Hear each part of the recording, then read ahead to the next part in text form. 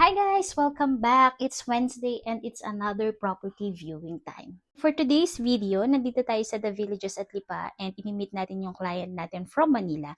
Actually, from Manila sila, pero taga Batangas talaga sila originally. And yung mga property na naipresent natin kay client ay yung mga ready for occupancy unit dito sa The Villages at Lipa. Yes, tama ka nang narinig. Meron tayong mga ready for occupancy unit dito sa The Villages at Lipa and sa ngayon is 4 na units yung available.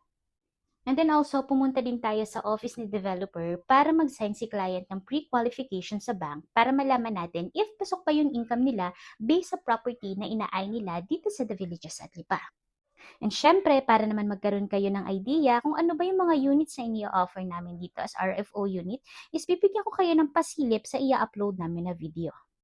Ulitin ko lang ha, sa ngayon is meron kaming 4 na ready for occupancy unit dito. O ipa-flash ko na lang dito sa screen yung price ng unit na ito and then also i-upload din naman namin soon yung mga ready for occupancy unit namin.